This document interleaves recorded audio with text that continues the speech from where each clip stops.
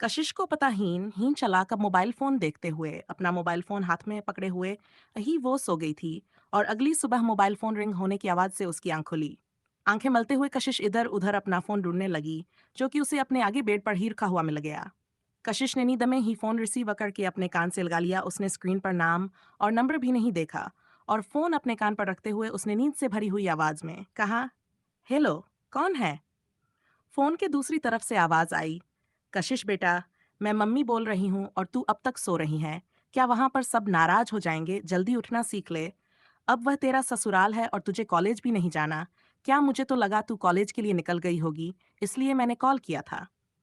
Phone पर अपनी mummy की आवाज सुनते ही कशिश एकदम से बेड पर उठकर बैठ गई, और उसकी नींद भी जैसे एकदम गायब हो गई।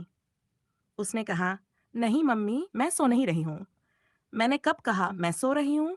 मैं तो उठ गई हूँ कब की।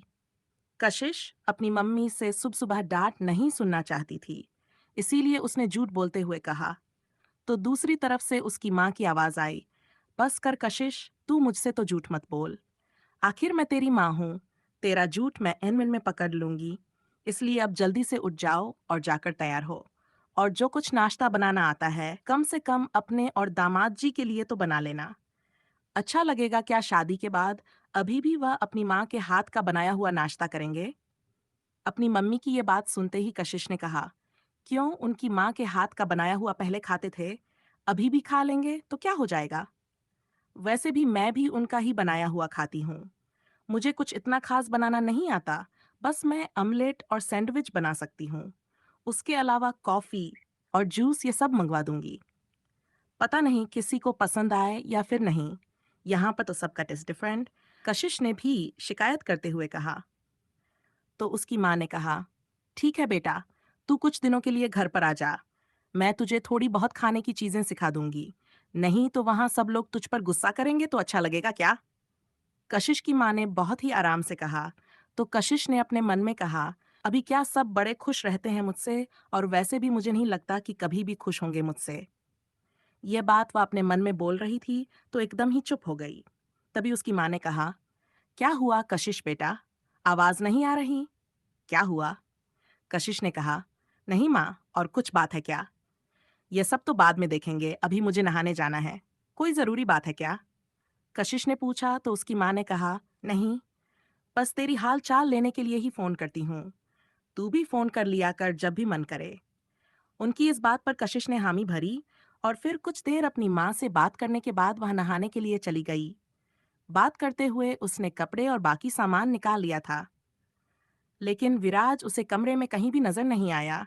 और उसे याद आया कि कल रात भी विराज जब प्लेट रखने कमरे से बाहर गया था तो काफी देर तक नहीं आया था। ये कशिश को थोड़ा सा अजीब लगा, लेकिन फिर फिलहाल वह नहाने के लिए चली गई। और जब नहाकर निकली तब भी विराज वहां पर नहीं था।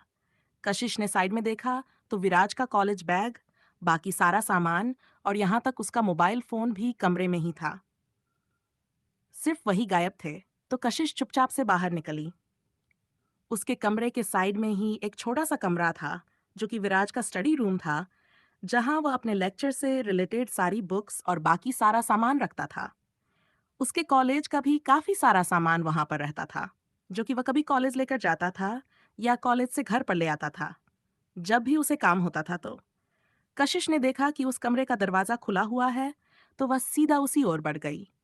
कशिश जैसे ही स्टडी रूम में आई, उसने देखा कि विराज लैपटॉप खोलकर किसी से कॉन्फ्रेंस कॉल या कोई मीटिंग अटेंड कर रहा था। इसलिए वह उसके सामने ही रुक गई और इंतजार करने लगी कि विराज अपना काम खत्म कर ले। लगभग 20 मिनट के बाद विराज की वह कॉन्फ्रेंस कॉल खत्म हुई, और उसने जैसे ही लैपटॉप बंद किया तो कशिश ने थोड़ा कंफ्यूज होते हुए कहा, आप यहाँ कर रहे हैं? सुबह सुबह और कॉलेज नहीं गए? आपने नाश्ता कर लिया? इतने सारे सवाल एक साथ सुनकर विराज को काफी अच्छा लगा, क्योंकि आज कशिश उससे एकदम पत्नियों की तरह सवाल कर रही थी। नहीं तो अक्सर वो ऐसा नहीं करती थी।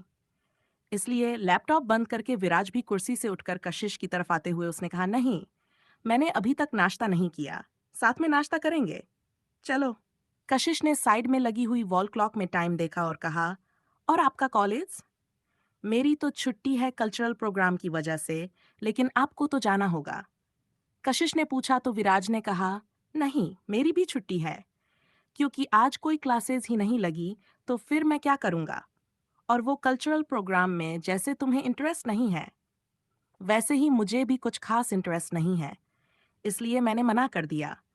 अभी मैं वहीं स्टाफ और प्रिंसिपल के साथ में कॉन्फ्रेंस मीटिंग कर रहा था। मेरे जो भी सजेशन थे, मैंने उन्हें दे दिए हैं। बाकी 1 हफ्ते के लिए मैंने छुट्टी भी ले ली है। कशिश ने जैसे ही आखिरी बात सुनी, उसकी आंखें हैरानी से एकदम बड़ी हो गई और उसने कहा, क्या 1 हफ्ते की छुट्टी? लेकिन क्यों? आपको भी बाकी टीचर्स की तरह नहीं बुलाया गया? क्या स्टूडेंट की हेल्प करने के लिए? शायद आप कुछ ज्यादा ही फेवरेट हैं प्रिंसिपल सर के। कशिश को पता था कि टीचर की कोई भी छुट्टी नहीं होती है। कल्चरल प्रोग्राम में उन्हें ही स्टूडेंट्स की हेल्प के लिए कॉलेज में अवेलेबल रहना होता है, और फिर विराज के पास ऐसी कोई वजह भी नहीं छुट्टी लेने की। इसीलिए उसने पूछा, तो विराज ने कहा, हाँ, मैं कहीं जा रहा हूँ। विराज ने एकदम से कहा तो कशिश ने कहा, कहाँ कहाँ जा रहे हैं आप? वो भी 1 हफ्ते के लिए? नहीं, मैं यहाँ पर अकेली सब कुछ हैंडल नहीं कर पाऊंगी। प्लीज आप मुझे जाने से पहले माँ के घर छोड़ देना। वैसे भी अभी सुबह माँ का फोन आया था, वो मुझे बुला रही थी तो वहां पर ठीक रहेगा। मैं यहाँ अकेली नहीं रहूंगी। मुझे ऐसा लगेगा जैसे सब लोग मुझे खा जाएंगे। कशिश ने बहुत ही डरे सहमे चेहरे के साथ घबराई हुई आवाज में कहा। तो विराज ने उसका हाथ पकड़ा और दूसरा हाथ उसके कंधे पर रखते हुए कहा, अरे, रिलैक्स करो, तुम इतना घबरा रही हो। वैसे भी मेरे घर वाले आदमखोर नहीं हैं जो तुम्हें खा जाएंगे। इतना भी मत डरो। और मैंने ये कब कहा कि मैं अकेला जा रहा हूँ? हम दोनों जा रहे हैं। विराज ने हल्की सी स्माइल के साथ कहा तो कशिश और भी ज्यादा कंफ्यूज हो गई। उसने कहा, हम दोनों? लेकिन कहाँ? कशिश की बात सुनकर विराज ने अपनी पैंट की जेब से सफेद रंग का लिफाफा निकाला और उसे कशिश के हाथ पर रखते हुए कहा, पेरिस।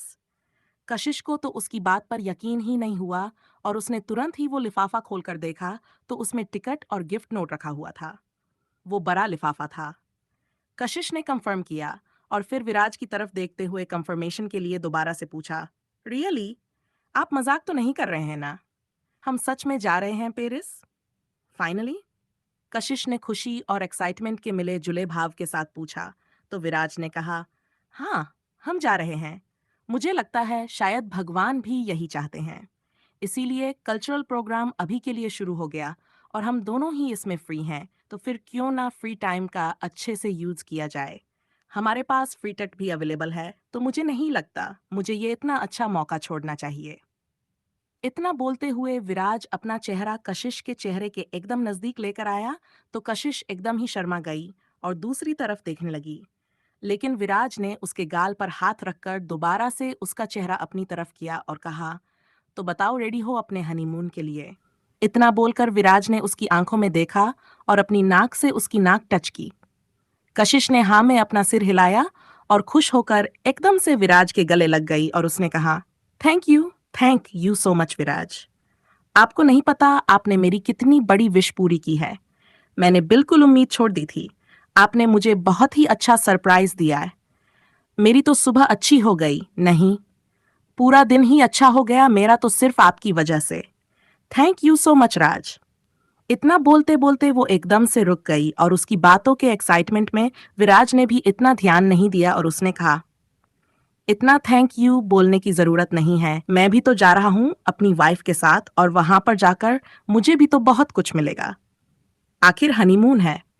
इतना बोलकर उसने शरारत भरी मुस्कान के साथ कशिश की तरफ देखा तो कशिश ने उसे पीछे धकेल देते हुए कहा, अच्छा, तो क्या आप पूरे हनीमून वाले मोड में ही जा रहे हैं?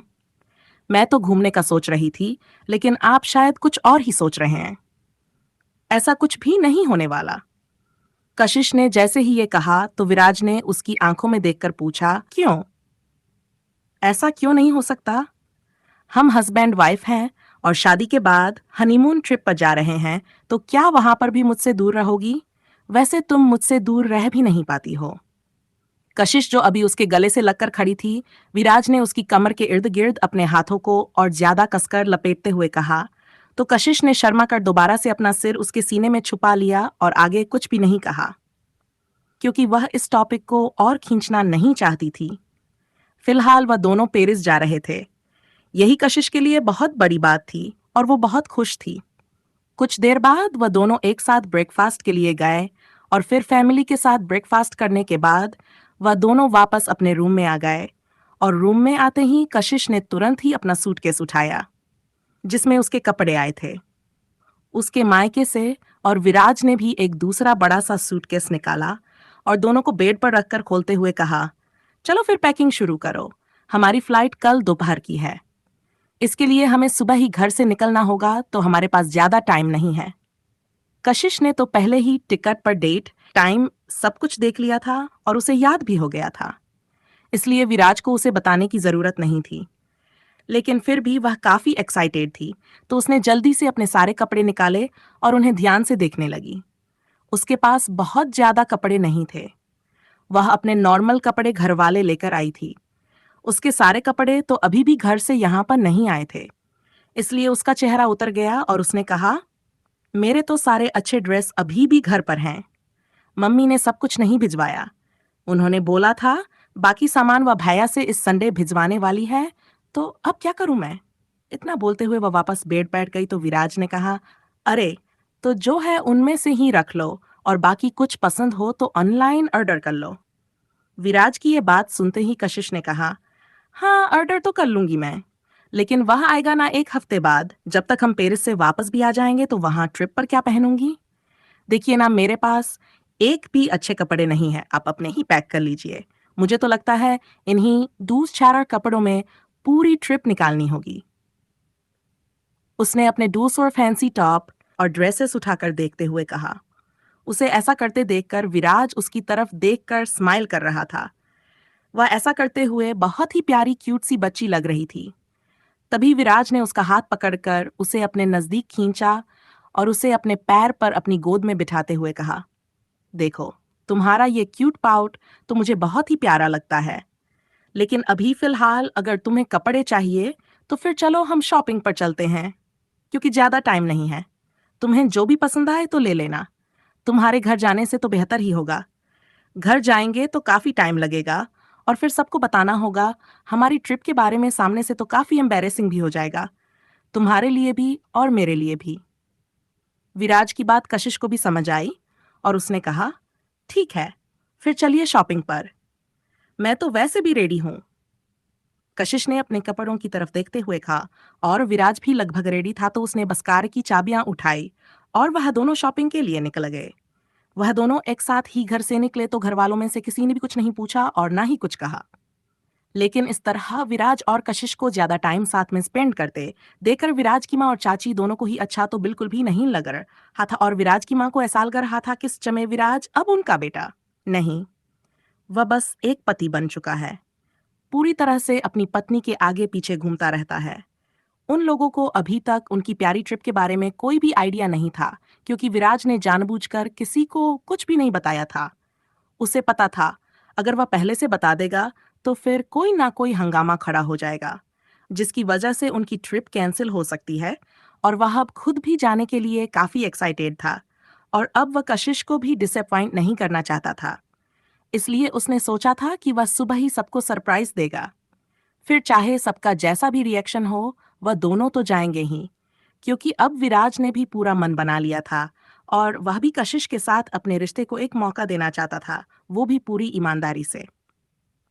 To be continued.